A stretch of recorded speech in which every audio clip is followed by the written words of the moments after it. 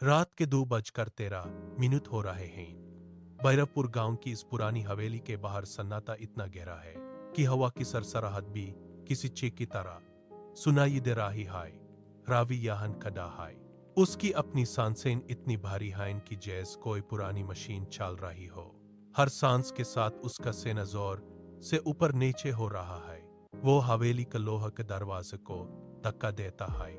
दरवाजा एक लंबी और कर्कश आवाज के साथ खुलता है। अंदर से एक ठंडी सीलन भरी हवा का झोंका उसके चेहरे से टकराता है। रवि एक कदम आगे बढ़ाता है। उसके जूत की आवाज पुराने फर्श पर गूंजती है। वह रुकता है और अपनी कान खड़ी कर लेता है। हवेली के अंदर का अंधेरा इतना घना है कि उसकी टॉर्च की रोशनी भी सिर्फ एक छोटा सा दायरा बना पा रही है। दीवारों पर बानी दरारें किसी पुराने जख्म की तरह दिख रही है। वो फिर एक कदम उठाता है। इस बार फर्श की लगदी छटकने की आवाज आती है। रवि एक पाल के लिए थिथकता है। वो अब हवेली के बीचों बीच खड़ा है। रवि हवेली के बीच में रुकता है। वो अपने त्रिपोट को जमीन पर रखता है। त्रिपोट के तीनों पाए पथरीली जमीन पर एक तक तक की आवाज के साथ यम आता है। वो अपनी कैमरा को ट्राइपॉड पर कसकर फिट करता है। कैमरा की स्क्रीन की नीली रोशनी उसके चेहरे पर पड़ रही है। वो रिकॉर्डिंग का बटन दबाता है। रवि कैमरा के लेंस में देखता है। वो एक गहरी सांस लेता है और मुस्कुराता है। वह बोलता है, दोस्तों, आई माइन भैरवपुर की इस मशहूर बोतिया हवेली में होन। गाँव वाले कहते हैं कि यहाँ रात के 2:13 के बाद कोई जिंदा नहीं बचता, लेकिन मैं यहाँ इन अंधविश्वास की कहानियों को झूठा साबित करने आया हूँ। वह कैमरा को चारों तरफ घुमाता है। स्क्रीन पर अंधेरा और पुरानी दीवारें नजर आती हैं। वह फिर से बोलता है, देखिए, यहाँ सिर्फ धूल और पुराना सामान है। कोई भूत नहीं, कोई आत्मा नहीं। वो कैमरा को वापस अपनी तरफ मोड़ता है। उसके पीछे का अंधेरा अब थोड़ा और घना लग रहा है। रवि को लगता है कि उसके पीछे को हिला है। वो तुरंत मुड़ता है, लेकिन वहां सिर्फ पुरानी दीवार है। वो वापस कैमरा की तरफ देखता है, पर इस बार उसकी आवाज मैं तो दी है हक है। बस कुछ ही डर की बात है। मैं आपको दिखा दूंगा कि ये सब सिर्फ एक अफवाह है। रवि ने कैमरा का रिकॉर्डिंग बटन बंद किया। सन्नाटा फिर से हवेली में फाइल गाया, लेकिन इस बार वो पहले से ज्यादा भारी महसूस हो रहा था। रवि के कानों में अचानक उस बूढ़ी औरत की आवाज गूंजने लगी, जिसने हवेली में घुसने से पहले उसका हाथ पकड़ कर कहा था, बेटा, अगर दरवाजे पर दस्तक हो तो आंखों से मत देखना। रवि ने अपना सिर याद का, जैसे वो किसी पुरानी याद को अपने जहन से निकालना चाहता हो। उसने सोचा, ये सिर्फ एक कहानी है, एक डर जो गांव वालों ने उसके दिल में बैठाने की कोशिश की है। लेकिन उसके हाथ तो कांपने लगे। उसने अपनी मुट्ठी कस ली और अपनी जेब में राही टॉर्च निकाली। टॉर्च की रोशनी दरवाजे की तरफ गई। दरवाजा वैसा ही था, पुराना और लकड़ी का बना हुआ। रवि ने एक खरी सांस ली, लेकिन वो सांस इसके खाल में ही अटक गई। इसने अपने आप से कहा, ये सब बकवास है, ये सिर्फ एक प्रैंक है। लेकिन वो खितावनी दरवाजे पर दस्तक हो तो मत देखना उसके दिमाग में किसी कील की तरह चुभने लगी। उसने दरवाजे की तरफ देखा, फिर अपनी नजरें झुका ली। उसका दिल जोर जोर से धड़क रहा था। उसने फिर से कैमरा उठाया, लेकिन इस बार उसके हाथ में वो पहले वाली पकड़ नहीं थी। वो दरवाजे से थोड़ा पीछे हट गया। रवि अपनी टॉर्च की रोशनी को दीवारों पर घुमाता है। रोशनी का दायरा पुरानी प्लास्टर और जली हुई लकड़ी की सतह पर तेजी से दौड़ता है। अचानक उसका हाथ रुक जाता है। टॉर्च की रोशनी एक जगह पर स्थिर हो जाती है। दीवार पर नाखूनों के गहरे निशान बने हैं। ये निशान इतने गहरे हैं कि लगता है किसी ने पत्थर को चीरने की कोशिश की हो। रवि अपना हाथ आगे बढ़ाता है, लेकिन निशानों को छूने से पहले ही पीछे खींच लेता है। उसकी उंगलियां ठंडी हवा में कंपती हैं। ये निशान किसी जानवर के नहीं लग रहा है। इनकी बनावट में एक अजीब सा तरतीब है, जैसे कोई यहाँ से निकालने के लिए बार बार कोशिश कर रहा हो। रावी की सांसें तेज हो जाती हैं। वो तुर्क को थोड़ा और ऊपर ले जाता है, जहां निशा अंचा तक पहुंच रही है। हवेली की पुरानी लकड़ी से एक चट चट की आवाज आती है, जैसे कोई चीज अंदर से दबाव डाल रही हो। रावी का दिल जोर से दहाड़ता है। वो देवर से एक कदम पीछे हट जाता है। उसके माथे पर पसीने की बूंदें चमक रही हैं। दीवारों की खुरदुरी सतह पर टॉर्च की रोशनी अब और भी भयानक लग रही है। हर निशान एक पुरानी चिक की तरह लग रहा है। रवि ने अपने गाले से लटके मिक को एडजस्ट किया। उसने हेडफोन के दोनों कप्स को कानों पार का स्कार लगाया। उसने अपनी उंगली से मिक के हेड को हल्का सा टैप किया। हेडफोन्स में एक धीमी सी तक तक की आवाज गूंजी। सब कुछ नॉर्मल था। रिकॉर्डिंग लेवल का इंडिकेटर स्क्रीन पर स्टेबल था, लेकिन हेडफोन्स के अंदर का सन्नाटा बाहर के सन्नाटे से अलग था। वह इतना गहरा था कि रवि को अपनी धड़कन की आवाज मीट्स के थ्रू सुनाई देने लगी। उसने मीट्स को थोड़ा और दूर किया, फिर पास लाया। हवेली के अंदर की हवा में एक अजीब सा भारीपन था, जैसे ऑक्सीजन की कमी हो। रवि ने एक लंबी सांस ली, लेकिन उसके लंग्स में ठंडी हवा भर गई।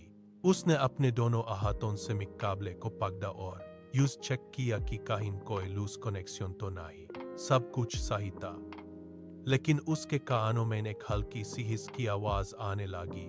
रवि ने मीक का गेन कम किया, फिर बढ़ाया। वो अपने आसपास की हर एक आवाज को कैप्चर करने की कोशिश कर रहा था। हवेली की पुरानी लकड़ी के चटकने की आवाज, लेकिन उसके दिल में एक अनजानी सी हलचल थी। एक ऐसा दर्द जो किसी दिखाई देने वाले खतरे से कहीं ज्यादा गहरा था। वो मिच को पकते हुए एक जगह कदा रहा। रवि ने मिक को थोड़ा और एडजस्ट किया। तभी हेडफोन्स के अंदर एक हल्की सी खरोंच की आवाज हुई। उसने अपनी सांस रोक ली। एक पल के लिए सन्नाटा छा गया और फिर बिल्कुल साफ और ठंडी आवाज में किसी ने पुकारा, रवि। वो एक झटके से थक गया। उसने अपने हाथ से हेडफोन्स को कानों पर और जोर से दबा लिया, जैसे वो इस आवाज को मिटाना चाहता हो। लेकिन कमरे में कोई नहीं था। रवि ने जल्दी से कमरा के पीछे लगे छोटे स्क्रीन को देखा। उसने रिकॉर्डिंग को रिवर्स किया और प्ले बटन दबाया। हेडफोन से वही आवाज दोबारा आई, रवि। इस बार आवाज और भी ज्यादा स्पष्ट थी, जैसे कोई उसके बिल्कुल पीछे खड़ा हो। रवि ने अपने कंधे के ऊपर मुड़ कर देखा, लेकिन वहां सिर्फ पुरानी दीवार की परछाई थी। उसने मिक केबल को चेक किया, कहीं कोई तकनीकी की खराबी तो नहीं, लेकिन कबूल सही थी। उसकी उंगलियां कंपने लगी। उसने फिर से वही रिकॉर्डिंग सुनी। आवाज में कोई मशीन की गड़बड़ नहीं थी, वो एक इंसानी आवाज थी। रवि का दिल जोर से धड़कने लगा। उसने कैमरा को ट्रिपॉड से उठा लिया और मिट्स को अपने हाथ में कसकर पकड़ लिया। वो समझ गया कि ये कोई प्रैंक नहीं है। रवि ने कैमरा को अपने हाथ में कसकर पकड़ा और हवेली के अगले कमरे की तरफ बढ़ा। उसके कदमों की आवाज पुरानी फर्श पर गूंज रही थी। हर एक कदम के साथ धूल के कण हवा में उतराए था। उसने कैमरा की रोशनी को हर कोने में घुमा कर देखा। कोने में इन पड़ी पुरानी अलमारियां, टूटी हुई कुर्सी और दीवारों पर जमी हुई कायों की परत, सब कुछ अपनी जगह पर स्थिर था। कोई नहीं था। रवि रुका। उसने अपनी सांस रोक कर सुनने की कोशिश की। सन्नाटा इतना गहरा ताकि उसे अपने ही दिल की धड़कन तेज होती महसूस हुई। उसने धीरे से पीछे मुड़कर देखा। वहां सिर्फ अंधेरा था, लेकिन उसके गाले में एक अजीब सी चुभान हुई, जैसे कोई उसके ठीक पीछे खड़ा हो। उसने कैमरा को तेजी से घुमाया, लेकिन वहां सिर्फ खाली दीवार थी। रवि ने अपनी गर्दन को झटका दिया और आगे बढ़ा। वो हवेली के बीच वाले हॉल में पहुंचा। यहाँ की छत से पानी की बूंदें गिर रही थीं। हर बूंद की तप तप उसके दिमाग में किसी सुई की तरह चुभती थी। रवि ने मिक को अपने मुंह के पास किया और धीमी आवाज में बोला, कोई है? कोई जवाब नहीं आया। सिर्फ हवेली की लकड़ी के चटकने की आवाज हुई। रवि ने अपनी कलाई पर बांधी घड़ी को देखा। 2:11 हो चुका था। उसने कैमरा का ट्रिपॉड वापस सेट किया और लेंस को दरवाजे की तरफ घुमाया। उसका हाथ हल्का सा कंप रहा था, जिसे उसने अपनी मुट्ठी बिंच कर रोकने की कोशिश की। हवेली की दीवारों से अब एक अजीब सी तंडक निकल रही थी जो उसके शरीर को खू रही थी। हर 2 सेकंड में गाड़ी की साई आगे बढ़ती और हर तिक की आवाज उसके कानों में किसी हथौड़े की तरह बह रही थी। 2:12 रवि ने अपने पसीने से भीगे माथे को पहुंचा। उसने कैमरा के डिस्प्ले पर देखा। वाहन का फ्रेम बिल्कुल स्थिर था, लेकिन उसे लगा या इसे डिस्प्ले के किनारों पर अंधेरा गाधरा रहा हो।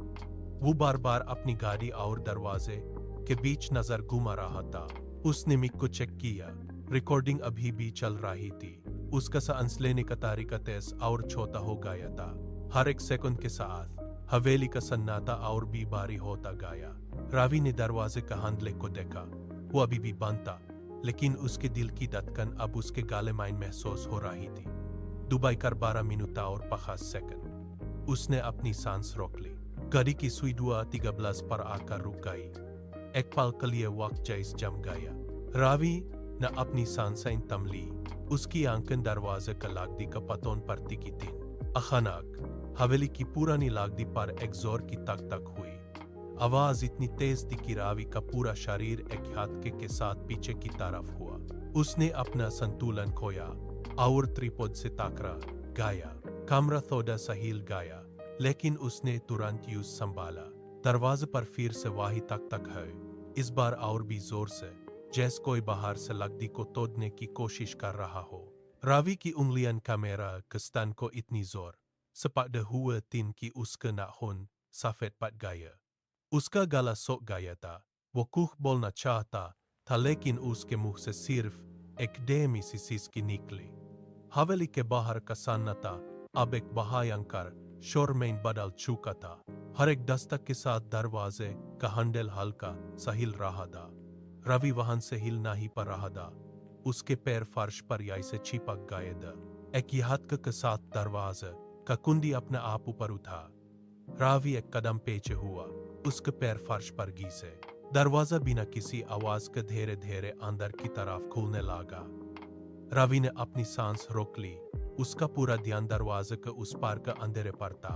बाहर का सन्नाटा इतना गहरा था कि हवा का एक झोंका भी नहीं था। रवि ने कैमरा का लेंस उस खुले दरवाजे की तरफ किया। वहां कोई नहीं था, सिर्फ हवेली के बाहर की मिट्टी की धूल दिख रही थी। रवि ने अपनी आंखें मालिन, यूं लगा शायद वो कोई भ्रम दिख रहा है। तभी उसने देखा, दरवाजे की दहलीज पर मिट्टी में कुछ उभर रहा था। एक हेरा निशान, फिर दूसरा। ये उल्टे पाँव के निशान थे, पंजा बाहर की तरफ और एडी अंदर की तरफ। निशान एक एक करके मिट्टी पर बन रहे थे, जैसे कोई अदृश्य शरीर हवेली के अंदर कदम रह रहा हो। रवि का हाथ कैमरा पकड़े हुए कंपने लगा। निशान तेजी से दरवाजे के अंदर बढ़ रहे थे। उसने कैमरा को थोड़ा और नीचे झुकाया। मिट्टी पर बने वो निशान साफ दिख रहे थे, जैसे किसी ने अभी वाहन अपने नांगे पाँव रखे हों। रवि ने पेहे की तरफ एक और कदम बढ़ाया, लेकिन उसकी पेहे दीवार से टकराई। रवि की सांसें अब रुक सी गई थीं। उसके हाथ में पकड़ा कैमरा का ट्रिपॉड जोरों से कांप रहा था।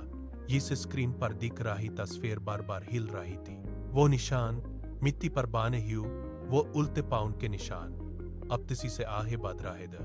रवि ने अपना कदम और पीछे लेने की कोशिश की, लेकिन उसके पैर जैसे जमीन में धंस गए थे। हर एक निशान के साथ हवेली की हवा में एक अजीब सा भारीपन महसूस हो रहा था। निशान अब उसके बिल्कुल करीब आ गए थे। रवि ने कैमरा को ऐसे झुकाया। लेंस की फोकस उन निशानों पर टिकी हुई थी। वो निशान जो दरवाजे से शुरू हुए थे, अब रवि के पैरों के ठीक सामने आकर रुक गए। वहां मिट्टी में बने उन निशानों के आगे अब कोई नया निशान ना ही बन रहा था। सन्नाटा इतना गहरा था कि रवि को अपने दिल की धड़कन अपने कानों में एक धक धक की तरह सुनाई दे रही थी। उसने कैमरा की स्क्रीन पर देखा। वहां सिर्फ मिट्टी थी, लेकिन उसके बिल्कुल सामने की जगह खाली थी। रवि ने अपनी मुट्ठी बिंची और कैमरा को थोड़ा और आगे बढ़ाया। उसके हाथ की कंपन इतनी बढ़ाई थी कि कैमरा का लेंस बार बार फोकस को रहा था। वह जानता था कि कोई उसके इतने करीब है कि वो उसकी मौजूदगी को महसूस कर सकता है। उसका गला पूरी तरह सूख चुका था और उसकी आंखें डर से फटी हुई थीं।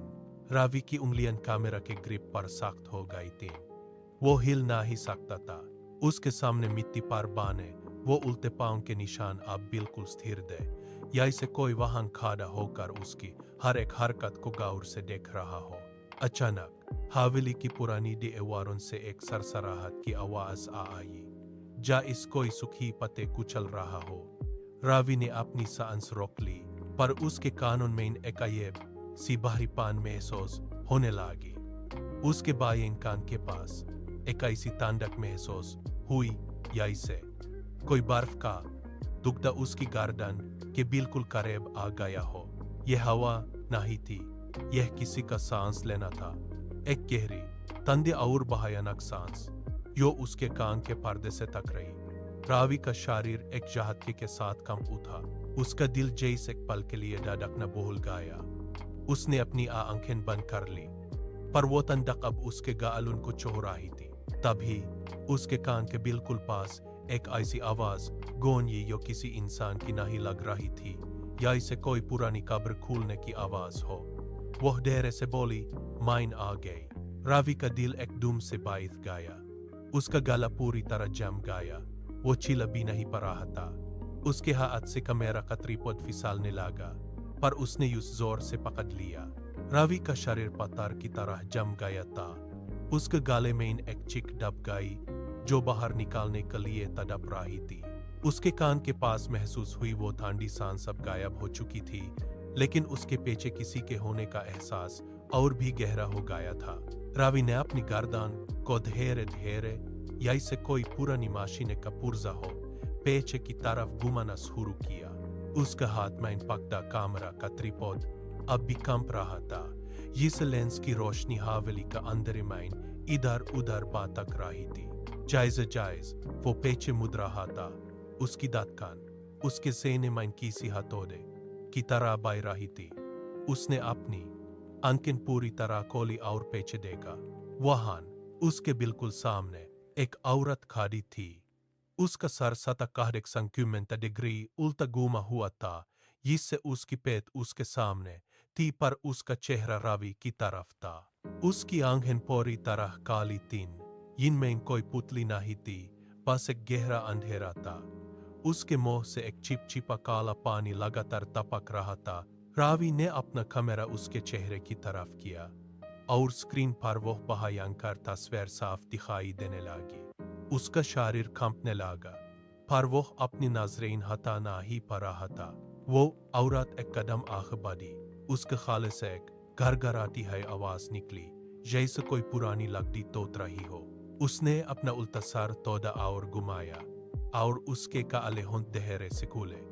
वो बोली, "तुम लोगों ने मुझे हलाया था। मेरी चीखें उस वक्त किसी को सुनाई नहीं दी थीं। अब मैं तुम सबको अंदर से जलाऊंगी।" उसके हर शब्द के साथ हवेली की हवा में एक जलन की बू भर गई। रावी का गला सूख गया। उसने अपनी पूरी ताकत लगाकर चीखने की कोशिश की, "बचाओ, कोई है?" उसकी चीख हवेली की ऊंची छतों से टकरा कर वापस उसके कानों में ही गूंजी। वह पीछे की तरफ भागा, पर उसके पैर जैसे जमीन में धंस गए थे। उसने फिर से चिल्लाया, "कोई सुन रहा है? मदद करो!" लेकिन उसके अलावा वहां कोई नहीं था। हवेली के दरवाजे और खिड़कियां जैसे एकदम बंद हो गए। उसके आसपास की दीवारें उसकी चीखों को दबाने लगी। रावी ने अपने कानों को हाथों से ढक लिया, पर वो आवाज अब भी उसके दिमाग में गूंज रही थी। वो अकेला था, बिल्कुल अकेला। उसने सामने गाड़ी वो औरत अब एक मुस्कुराहट के साथ उसकी तरफ बढ़ रही थी, और रवि की चेखें हवेली के अंधेरे में कहीं खो गई थी। रवि हवेली के बीच में लड़खड़ाते हुए घुटनों के बाल गिर गया। उसके कानों में एक अजीब सी गूंज हुई, जैसे कोई रेडियो स्टेशन बदल रहा हो। पहले उसकी माँ की आवाज आई, "रावी बेटा, दरवाजा खोलो, हम बाहर खड़े हैं।" रावी ने सर उठाकर दरवाजे की तरफ देखा, पर वहां कोई नहीं था। फिर उसके दोस्तों की आवाजें आने लगी, "रावी, तू अंदर क्या कर रहा है? जल्दी बाहर आ, हम तेरा इंतजार कर रहे हैं।" हर आवाज इतनी साफ थी कि रावी को लगा वो साहमीन वाहन हाइन। उसने उठने की कोशिश की, पर उसके हाथ जमीन पर फिसल गए। उसके अपने ही गाले से एक आवाज निकली जो उसकी अपनी नहीं थी।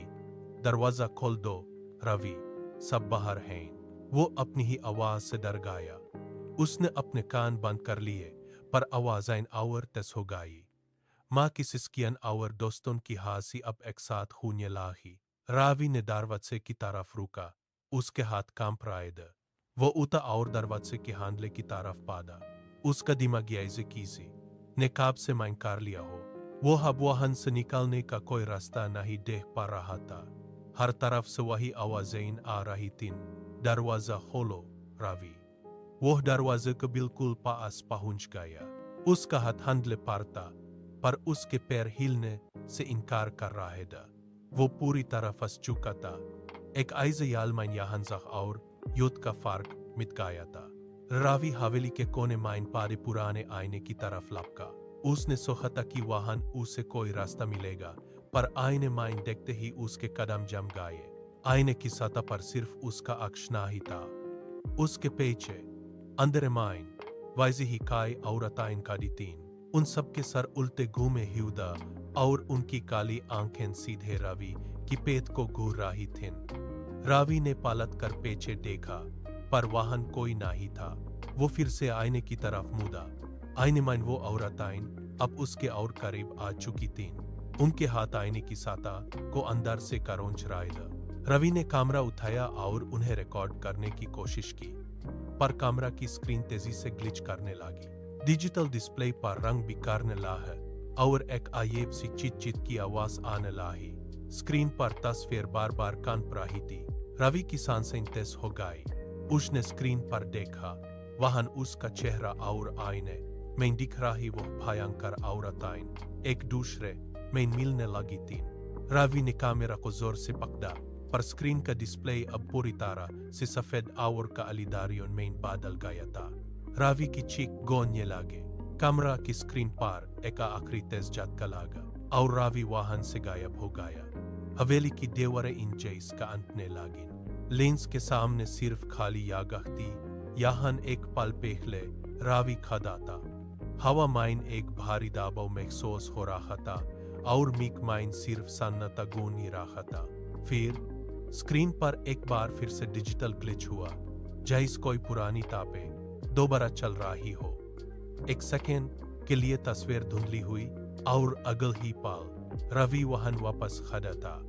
लेकिन अब कुछ बदल चुका था।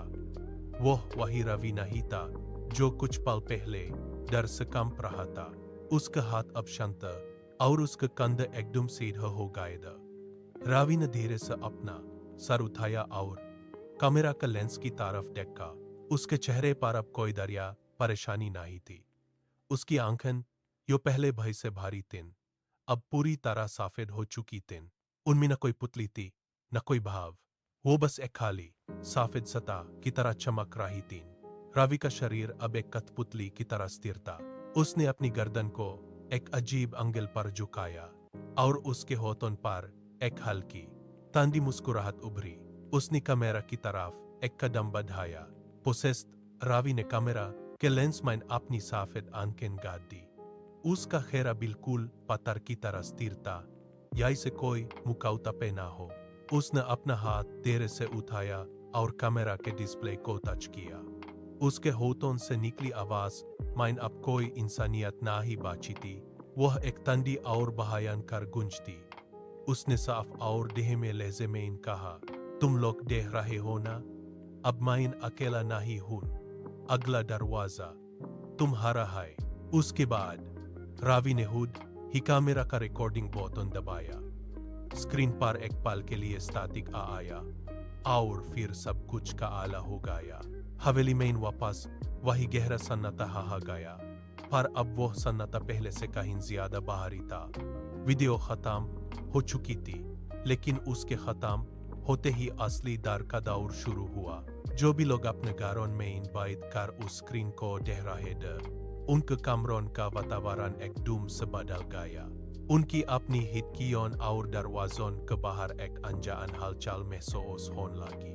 रवि का संदेश सिर्फ एक वीडियो का अंत नहीं था, बल्कि एक नए खतरे की शुरुआत थी। हर कोई जो उस वीडियो का अंत तक पहुंचा, अब उस अंधेरे का हिस्सा बन चुका था। अंधेरा अब उनके घरों की दीवारों के पीछे से उन्हें गोर रहा था और उनके दरवाजों पर दस्तक देने के लिए तैयार था।